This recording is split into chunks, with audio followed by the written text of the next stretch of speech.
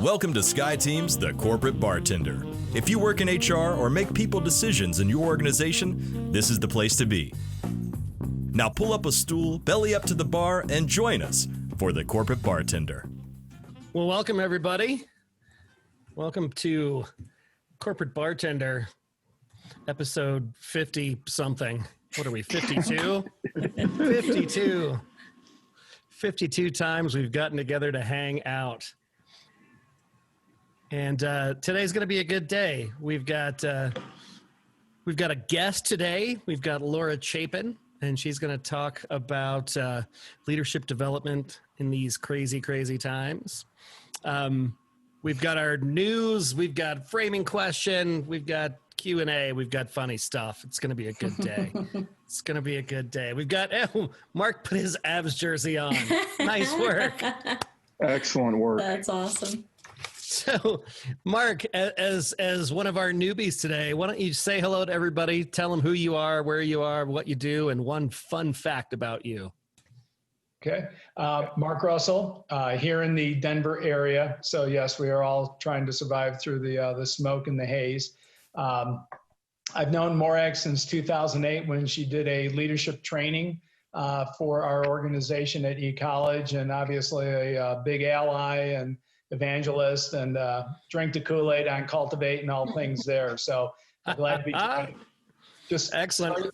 Started my second career as a leadership development consultant. I am a recent Gallup certified strengths coach, and try and take my practicality of the business experience for 38 plus years and help new managers and directors just kind of have a nice sounding board. So I try and do more listening than talking. And on that note, my other fun fact is I used to work part-time for a American Hockey League team in Rochester, New York, known as the Americans. And I'm old enough to where I remember that when there was only 6 teams in the National Hockey League. So glad to be joining and joining the bartending tonight. I appreciate the AHL drop. That's a thing I haven't thought about in quite a while. Right on. Well, thanks, Mark. Welcome. We're glad to have you. We got another newbie here today in Molly. Say hello, Molly. Tell us who you are, where you are, what you do, and one fun fact about yourself. Oh gosh. Well, my name is Molly Demelka, and I'm located in Bozeman, Montana. I met awesome Eric town. No kidding. I met Eric many years ago through my corporate career. We utilize the SkyTeam services, fortunately for us, to help us land some excellent talent and help us with some HR projects. My leadership has taken me onto an entrepreneurship journey. I've opened my own consulting business, helping small businesses and entrepreneurs with social media strategy and marketing concepts, ideation, kind of serving as a chief marketing officer for small companies. And I'm working on an entrepreneurship course to help female entrepreneurs get out of their own way and start their own businesses. And fantastic. Fun fact about me, guess I'm a diehard Packer fan, having never lived in the state of Wisconsin. I was born and raised in Montana. Go Packers. I know, right? Fortunately for this year, hopefully we'll see what it looks like. And then I have the pleasure of being a mom to two little girls, one who's starting kindergarten this year in the unknown, and the other one who's only 1. Right on. Well, Molly, I'm at the other end of that journey. I've got a 19-year-old and a 16-year-old, and I just moved the 19-year-old into her first apartment this weekend, so things to look forward to. Yeah. Mm-hmm. Congratulations. Yeah, right. Successfully got one out. There you go. I'll be there in like 13 years. Yeah. That's why we drink, Molly. That's why we drink. That's the truth.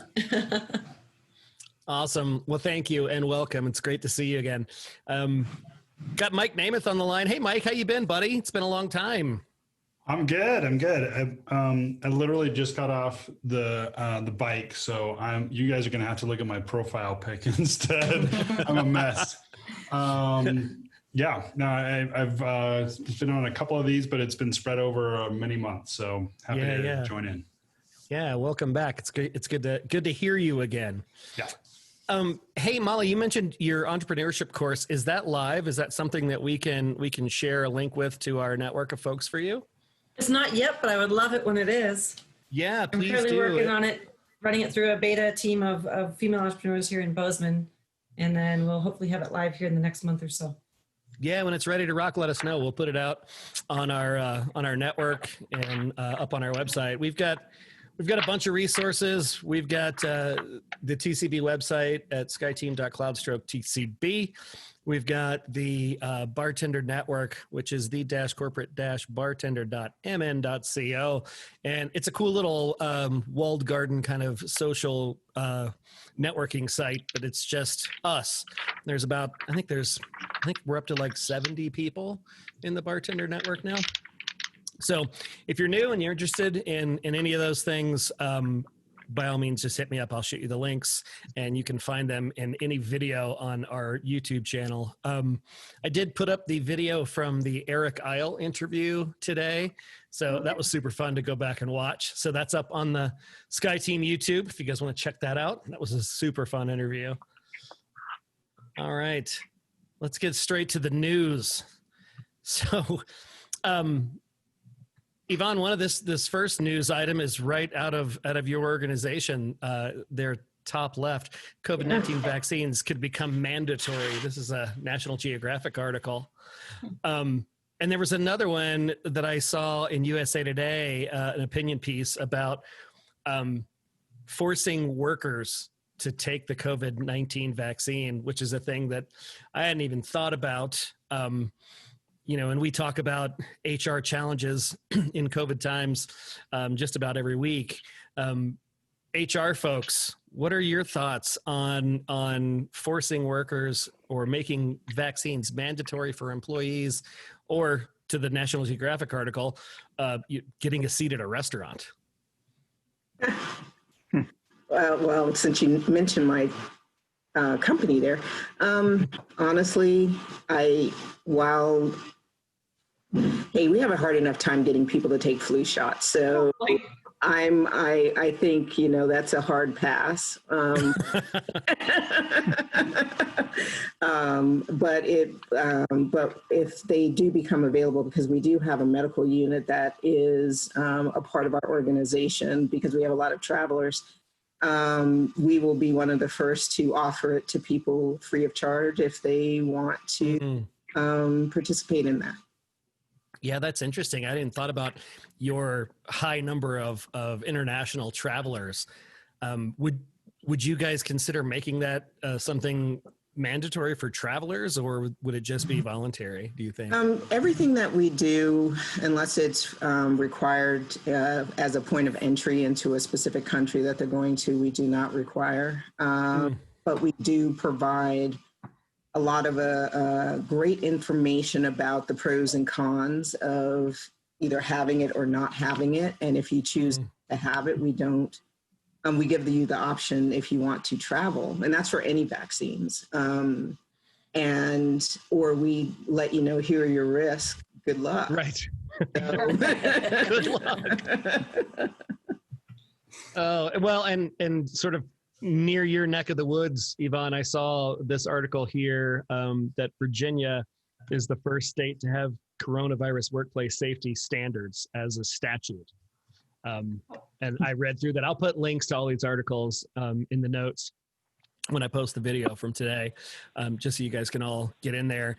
But I thought that was interesting, and probably a trend that we'll see perpetuating across different states as things continue to cook. There was a really cool article in Forbes about returning to work, and an article that I stumbled on about things in Germany that have changed as a result of COVID. And that kind of led me into today's question and the topic that we're going to talk with Laura about. And today's question is, what are the COVID era shifts that you have made in your organizations that you believe will just now be permanent, just going to stick around? I think some of it's the extra sanitization that's happening throughout the office, more regularly cleaning, enforcing some of those high traffic areas to be able to be more controlled than what they have been in the past. Yeah, it was funny. I had an Amazon return to do yesterday, and because you could take those to Kohl's now, which I thought was kind of cool. And I went in there, and of course they had the shield and the distancing and everything. And it was interesting to watch what they did. The guy in front of me handed his return back, and basically the girl behind the counter held out a bag, and he dropped it in the bag, and she was wearing gloves, and she tied the bag up and printed the label off and slapped it on top of the box in the bag. So she never actually touched the box. And he didn't touch anything. He just dropped it in the thing. And then before I could approach the desk, she, squirted it down and wiped it off and did that whole thing. And, I thought, well, people just started washing their hands about 6 months ago. So if we incorporate half of this stuff into regular life, flu season may not be as bad as it used to be. That's a great point, Mariah. What else have you guys done that you think will just sort of become part of the new normal? Not going in the office sick. Right? Stay home. Yes. You sick bastard.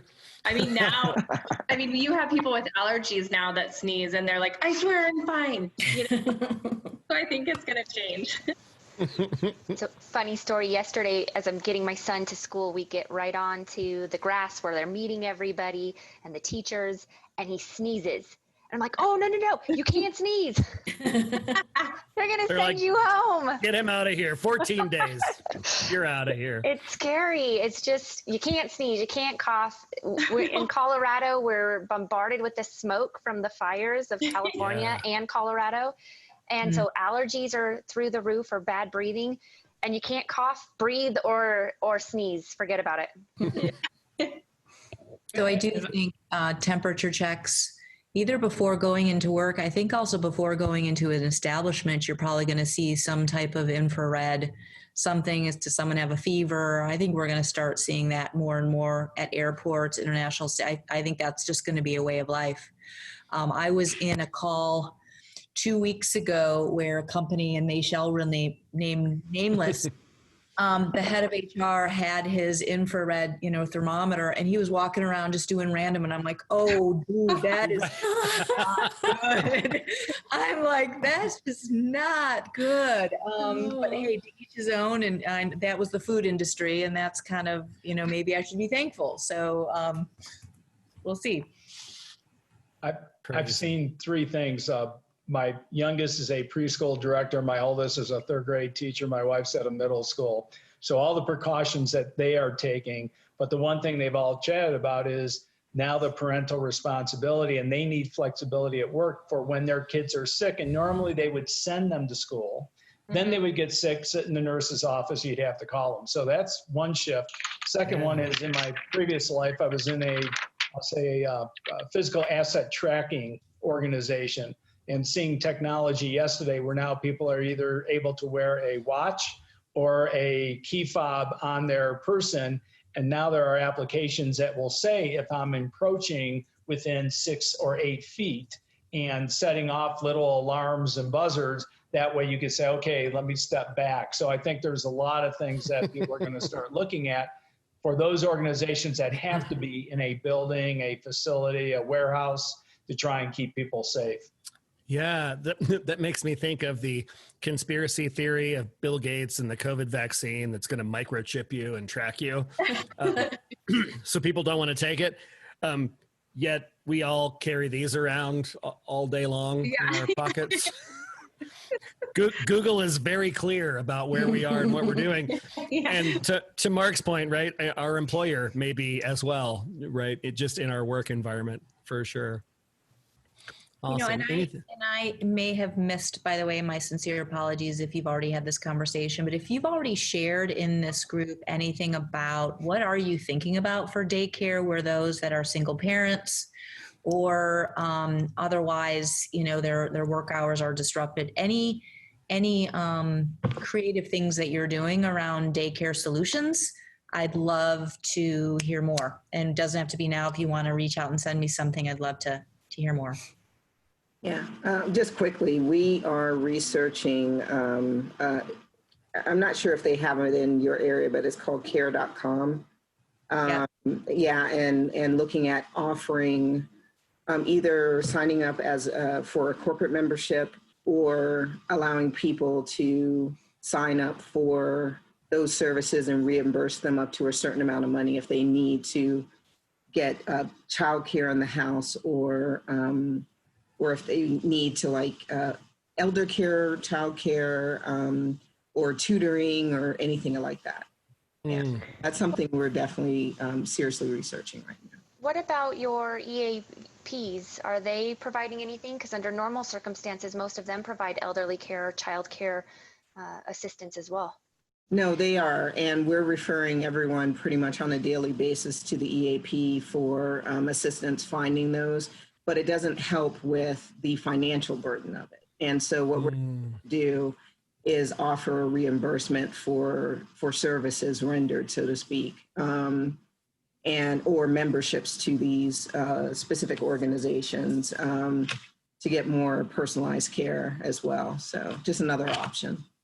Appreciate that. We're in really small markets. So we also have EAP. We're driving people there. We've looked at Care at Work, which offers kind of emergency backup childcare, but they're in large markets. So if you are in a really, really small market, you don't have a whole lot of options. And if you are at high risk in terms of, where you can, as a parent. So, but anyway, I don't want to derail the conversation. I was just, if people have ideas, I'd love to hear them, even if it's offline. Yeah, no, that's a great point. We've been talking about just how to deal with the school situation and the perpetually changing nature of that for the last few weeks. Tina, if you're not part of the Bartender network, that's a great place to post stuff for the community to chime in on. We've had a couple of other conversations that have gotten some pretty good information changing back and forth. So if you're not over there, come on over and hang out. Thanks. All right. Anything else in this COVID shifts that are going to stay? I'd love to hear what you guys think about handshakes. Oh my God. Yeah. Right? Like, are those coming back? Are we ever going to do that again? You know what? Somebody shook my hand the other day and I was like, what do I didn't know what to do. I was like, what do I do? So I went in and washed my hands immediately after. Yeah. It's like when you see people in the store with no masks. I was out in public the other day and I ran into a person that I knew and I haven't seen him in a long time. And he came in just right out of the gate and reflexively, I just did it. And then I was like, what did I do? What have I done? Yeah. I mean, is this elbow bump thing going to be the thing that we do? I mean, what are we going to do? That's a legit question, Levy. It's what you do in the tattoo parlors. Right. Might as well make it the next thing. I like Tina just gave you a salute. That could work. Going all mile high salute on everybody. I did see a whole article about it, and I was reading there was like a foot tap, there was a fist bump, there was actually one where you just put your hand over your heart. There were all these ones I was like, I've never seen that before. So we'll see what takes off. Yeah. Yeah, this is crazy. I saw, to your point, Jenny, I saw a similar article, but the one that stood out to me was the ankle bump. I was like, really? Really? Yeah. That just sounds awkward. That's 2 minutes for tripping. Yeah. I love it. All right. Well, we're gonna step into some time with Laura here, and we're gonna talk about leadership development and how that's changed and what's going on out there in the world today. So Laura, she's a principal learning partner at Harvard Business Publishing. She's been doing this for a long time. She's been in OD, she's been in LD, she's been a change manager, she's been in HR, she's been a coach. You can see here, she's done a lot of stuff. I think she has every certification that you can have. Oh, there's a few I want to rack up this year, while we're sitting at home. And she is fortunate enough to be married to her best friend, and I think she collects dogs. You collect dogs, right? I do. Yep, we adopt them, love on them, and we have a heart for the old ones. So do you foster dogs, or do you just adopt them all in? I tried fostering, but it upset me too much. It was too hard. I have so much respect for people who can do that, but I can't let them go. So then I would end up keeping them. So no, we just adopt. And we're down to 3 right now, which is the least we've had in a very long time. So yeah, it feels like a light load. It's all good. Yeah, and we've switched from big dogs to littles. And so yeah, the yard is easier to clean up, and it's fun just to, you hook them under your arm and take them camping or whatever. They're so much fun. I love them. But I didn't let them come in my office today because they're too distracting. Do you have any dogs that are small enough to put in a tiny bag? Yes. That's actually, it's funny that you say that. Here's a random fact. I was quoted in People magazine, my claim to fame, the only magazine I've ever been in my whole life, was I was actually going to see a little, it was this little Einstein. It's a miniature horse that was like the smallest in the world in New Hampshire. And the lady quoted me that Laura Chapin from Colorado Springs, Colorado said, "He's so cute, you can put him in my purse. He's the same size as my dog." I was like, oh, great. My one quote. Reminds me of that Parks and Rec character, the tiny horse. He's a pony. No, he's a miniature horse. Well, awesome. Well, Laura, thanks for joining us today. Why don't you tell us a little bit about you? Why would we even care to hear you speak today? Give us an overview of your career, your journey, and include any weird career stops along your path. And I know you've got a weird one. I do have a weird one. Gosh. Okay. So yeah, I was currently at Harvard Business, like Eric mentioned, been there about 2 years, 20 years, all over the place before that, mostly internal, but also probably about 5 years in consulting. And the rest was in internal roles, in organizations. Some of the ones here around Denver, because I know a lot of people on the phone here are from Denver or in Denver, were like Lockheed Martin, Raytheon, and Northrop. So clearly a lot of defense contractors. And then some of you might know Slalom Consulting here locally. I worked there. And so that was really a great opportunity to be in a lot of different industries and companies around the Denver metro. I've lived in 10 states, all over the country, and worked in all sorts of different industries. I would share that my undergrad, which I think Eric was alluding to, I've had to explain this in so many job interviews. How exactly did that happen? My undergrad's in criminal justice, and I was a probation and parole officer and a precedence investigator, and did that for about 5 years and realized I cannot do that for the rest of my life. I wear my heart on my sleeve too much, so it was really hard to leave work at work.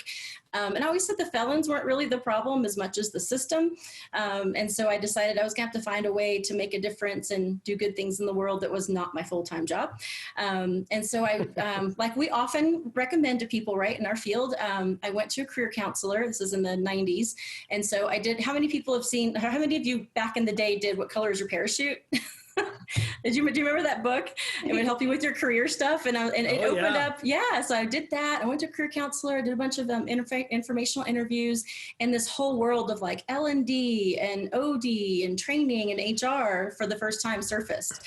So I changed my master's over to a dual major in human resource development and OD, and then in management, because I didn't know anything about business. And I still remember to this day, like driving home in my little Ford Explorer with the windows down in happy tears, because I was like, oh my gosh, this is my tribe. These are my people. This is the work I was meant to do. So I've never looked back since. So what that takes me to Harvard now. And it was just interesting to me is when a recruiter called, I kind of thought it was a joke, because I was like, who are you and why are you calling me? What do you mean corporate learning? Because it's not usually what you think of. And so I think, most of us know of the school and the business school.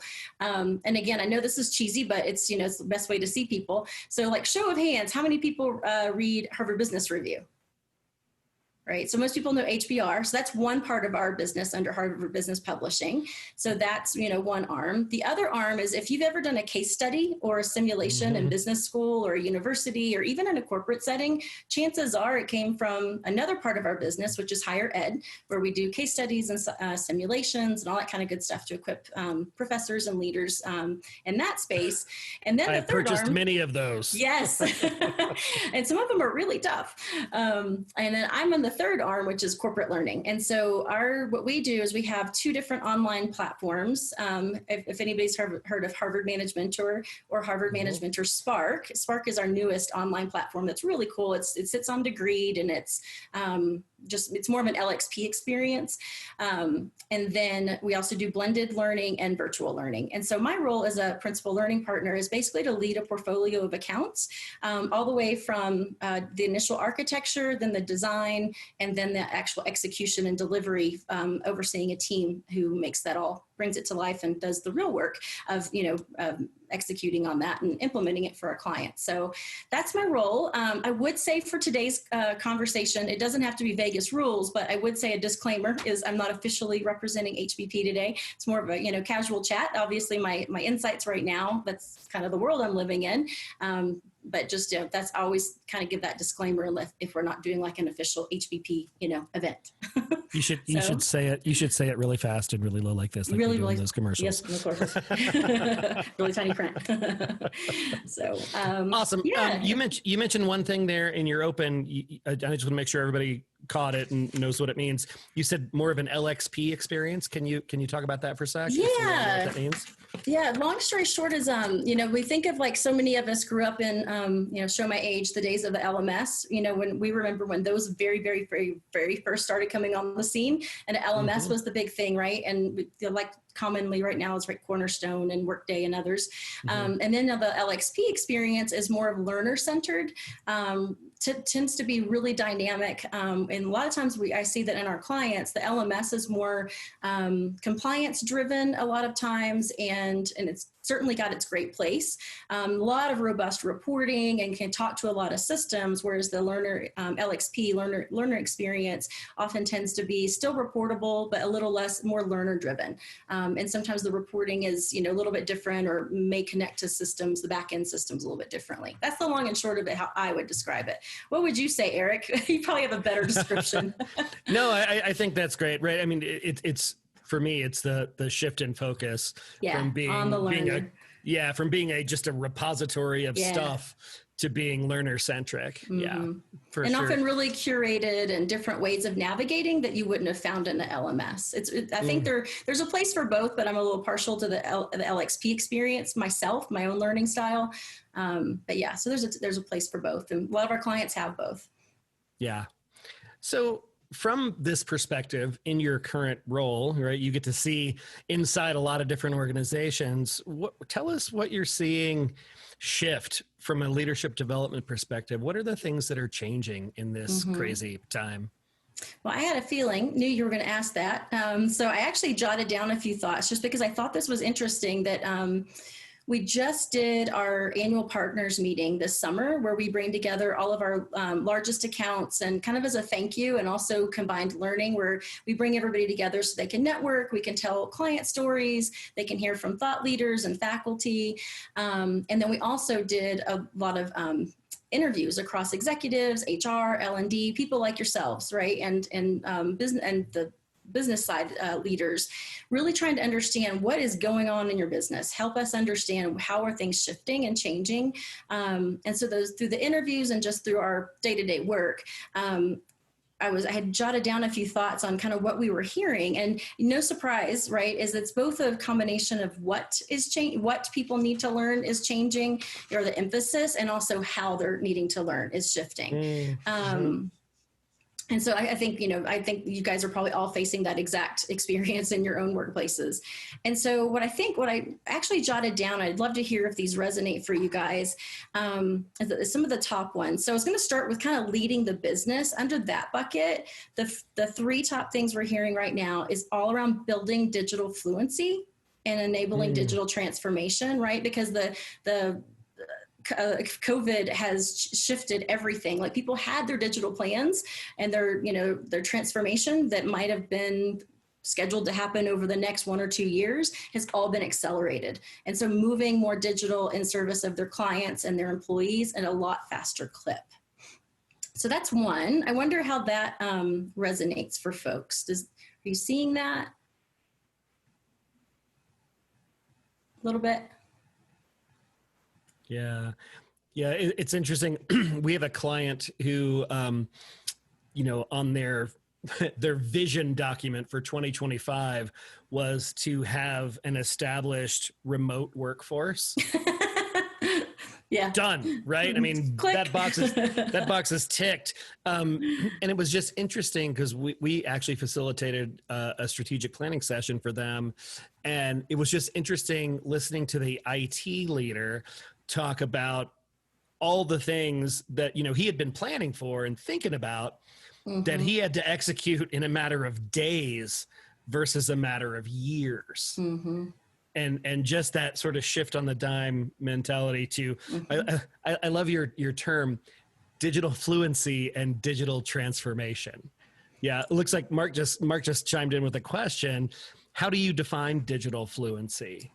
Yeah, so I'm not the premier expert, but I know enough to be dangerous. Really around the way our clients are talking about this is being able to speak the language and making sure that leaders in particular, understand that digital transformation is everybody's job. And it's primarily the leader's job, right? And it's not like you said, Eric, right? A lot of times we think of it as being the IT person is, the chief technology officer is going to lead this. And it's a technology initiative, and it's really not. It's a business initiative that all leaders have to get behind, right? And have all the way down to your front line, people understanding, well, what does it mean to be digital? How can we serve our clients differently, in a digital space, and in terms of how we either deliver a product or service, moving from manual kind of work. I'm thinking of one client right now who it's a merger of 2 financial organizations, and they also have to have cost reductions as part of that merger.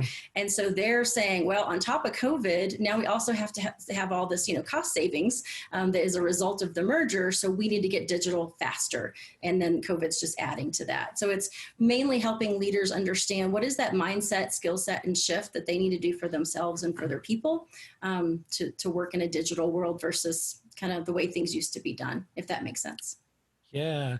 So you mentioned the what and the how, right? Yeah. That people need to learn. And in that what bucket, we talked about this notion of becoming fluent here and being able to navigate digitally. What are the things you're seeing pop to the top of the list on the how? Oh man, exactly what probably everybody on this call is seeing is a lot move to virtual. I know you guys are facing the same thing, Eric, and we've talked about, even our kind of personal philosophy and approaches around, gosh, when is virtual appropriate? When is e-learning appropriate? When is in-person appropriate?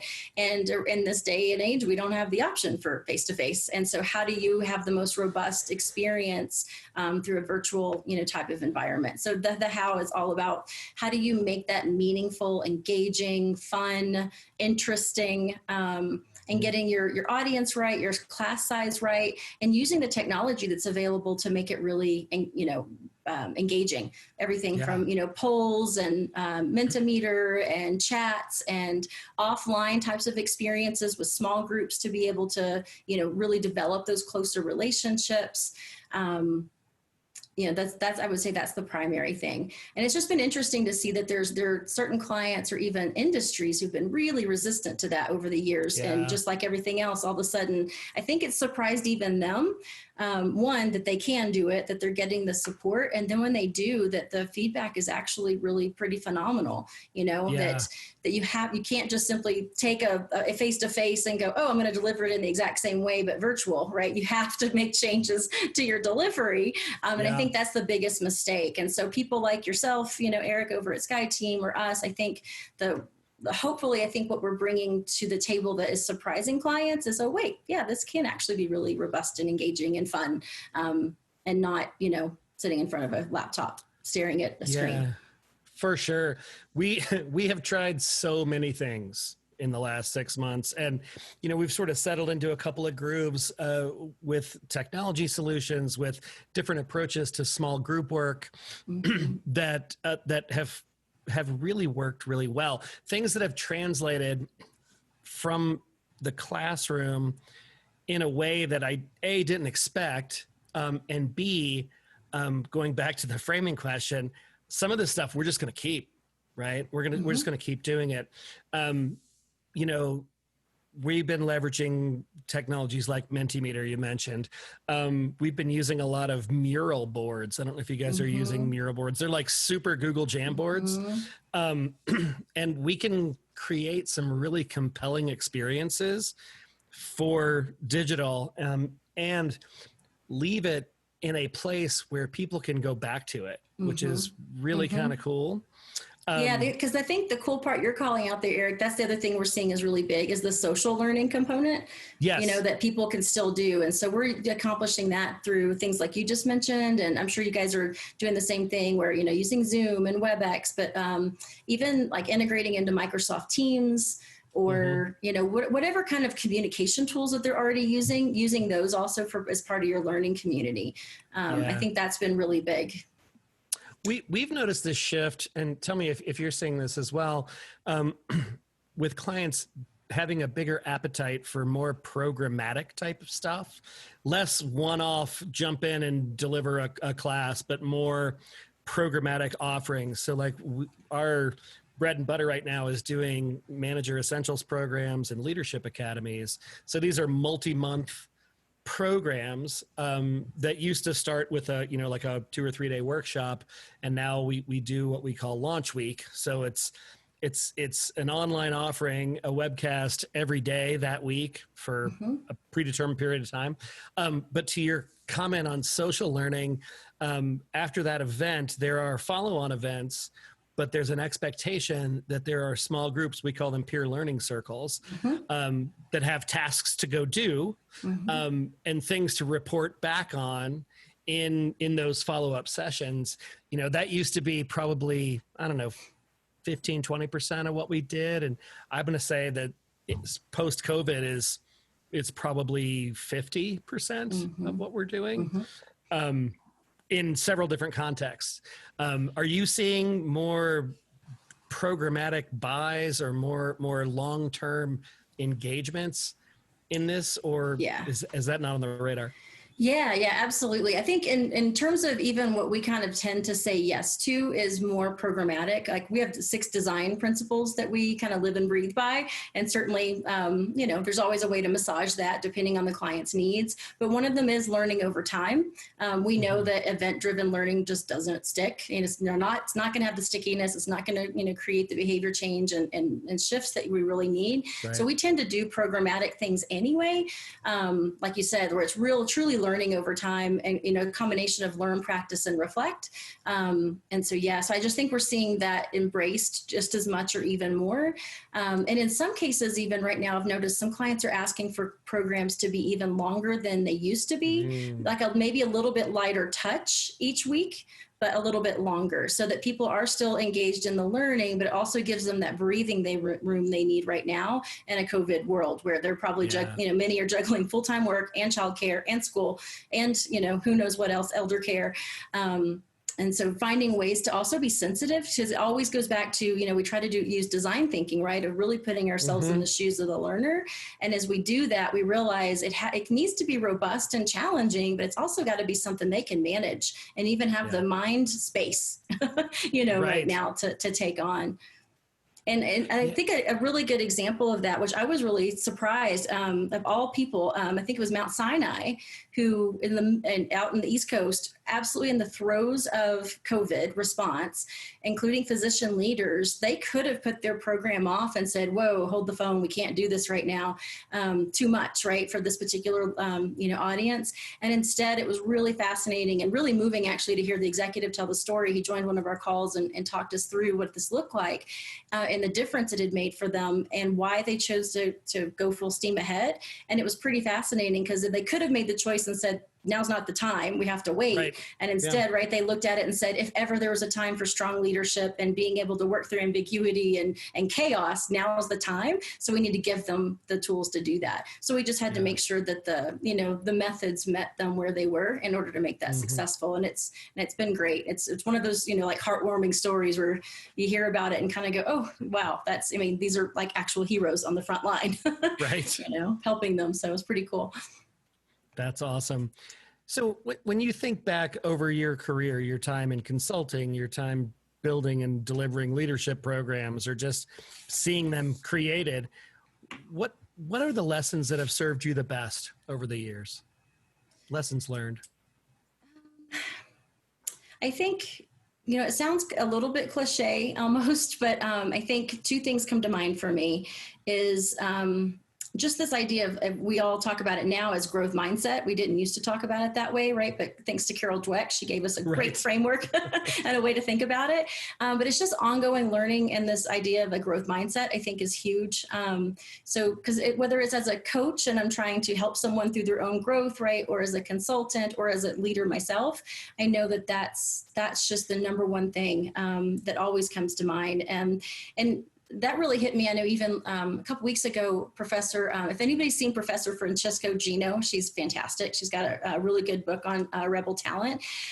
She was doing a talk, and she just raised a really good example and about think of Sully, the pilot that saved all the people on the Hudson River.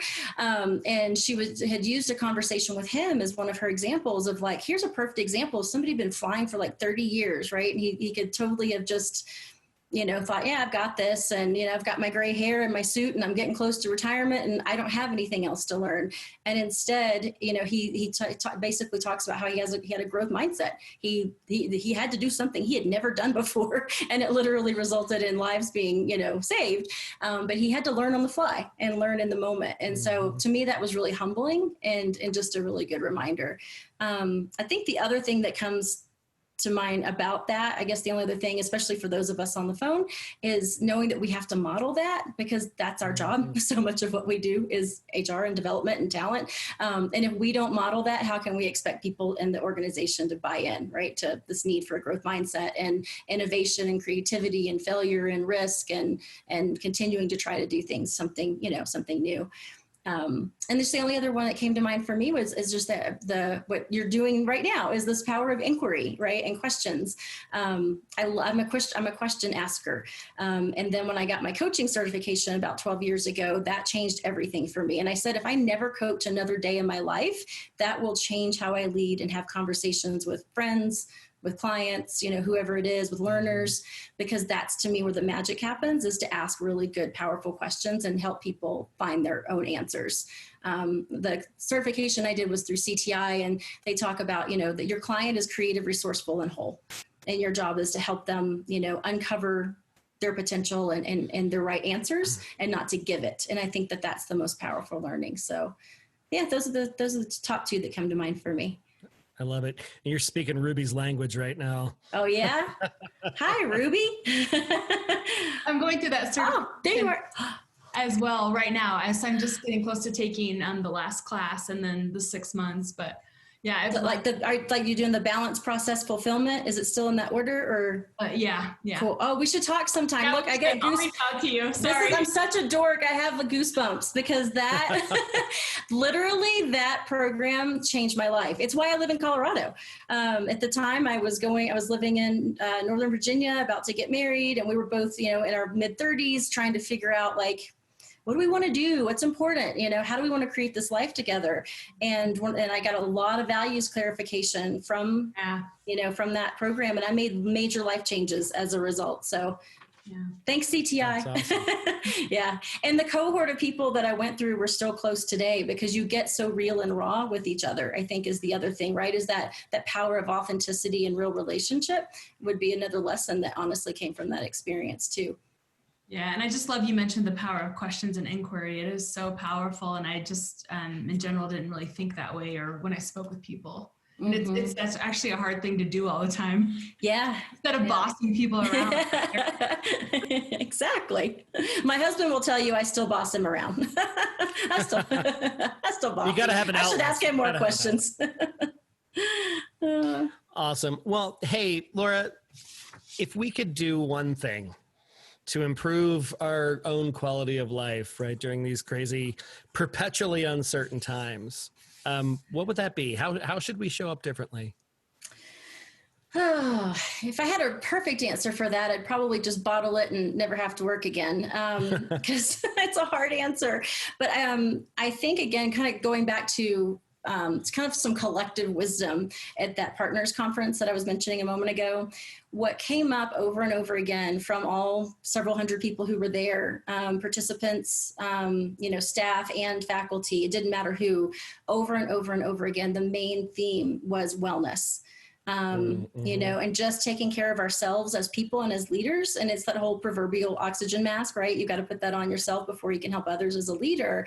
And so whatever it takes to be well, to do that for ourselves. Because I think so many of us were used to being givers, and also maybe either type A and, kind of action driven and wanting to press forward. And we have to take care of ourselves. And that sense of resiliency, is going to come from that.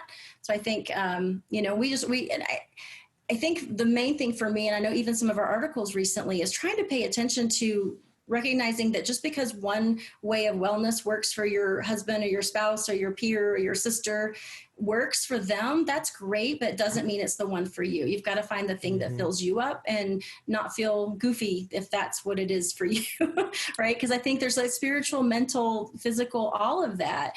And so it might surprise you. It actually kind of fills you up and helps you to kind of recharge. For me lately, I was chatting with Eric earlier that it's been remodeling our house during COVID. If we're going to be stuck here, I might as well do the work that I've been wanting to do for years anyway. And even though it's kind of stressful, I've been surprised at how much peace that brings. And then also I have a tangible outcome to see, right? Like, oh, look, the house looks better. That wall is painted, or, the kitchen cabinets are done. So I've been surprised about where I find those little sources of wellness and being able to recharge. So I know it's not, it's a cliche answer, but I just think it's so true. No, and it's important, and it's important to underscore that, right? We talk about it a lot. We talk about getting ourselves permission. Because of Ruby talks about this all the time, the patterns that we live in now, we've built over years and years and years, right? And we've had to change them in really short order. So things like, taking the time to fill your bucket, to go do the thing that replenishes you, gives you your energy back. I have no problem doing that at 6:30 p.m., but at 10:30 a.m., I still feel guilty. And what's really interesting about that is I don't give myself credits back for working at 11 o'clock last night, but giving ourselves permission. And you said this earlier, Laura, talking about modeling the behavior. It's one thing to say it, and it's a whole different thing to do it. Because people in our tribes, in our cohorts, in our organizations, they follow the examples that we set, right? Exactly. So doing those things, we had a person on a workshop earlier this week, and she was talking about because of her situation with, she has a small child. So in the afternoons, she's out, right? She's just out. So she puts an out of office message in, and then she'll work in the evening to catch back up, but she schedules all those emails to go at 8 a.m. the next morning versus firing them off. Because I don't know about you, but if my boss emails me at 10:30 at night and I'm awake and have this sitting in my lap, I'm probably going to feel at least partially obligated to respond. Right. So finding those times to give ourselves that permission to do those things is hard. And it has to be modeled by the folks that sit above us in the organization. Yeah. And I think it goes back to when you were asked about like, what's changing even in organizations, what we're hearing from our clients, those things like, innovation and navigating complexity and of course, diversity, inclusion, and belonging, all of those things are top as well. But one of those that is also coming out of our clients that I'm encouraged to hear and see though, is that ask is how do we do wellness better? How do we lead self better so that we can lead others better? And the fact that clients are now clamoring for that, where it used to be, it's a nice to have, and maybe didn't see it as a core competency, core skill, core strength. Now they're putting that at the very, that's one of the top things in the top 5, that clients are asking for. So I think, if we're going to find the silver linings of all this craziness, is some of that reprioritization. And I think helping people live into some of their corporate and personal values. I love it. I love it. Thanks so much, Laura. Crew, what questions do you have for Miss Laura today?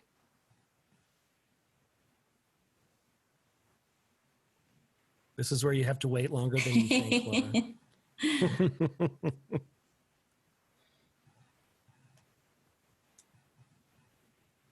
All right. Well, if you do have questions, Laura is a member of the Bartender Network. I am. I love this tribe. It's awesome. Thank you for everything you do, Eric, because you set such a great tone of fun and camaraderie and part problem solving. And when we need to commiserate, it's a safe place to do that too. So we talk about psychological safety. You've been really awesome at that. So thank you. And thanks for having me. It was fun. Absolutely. Thanks for being here. Thanks for sharing your insights. And if there are any things that you can share with us over on the network, because you have access to some pretty cool stuff. So yeah, there are new art, tens of thousands of resources. Let me know. I did post, by the way, COVID. There's a COVID microsite and a diversity inclusion microsite.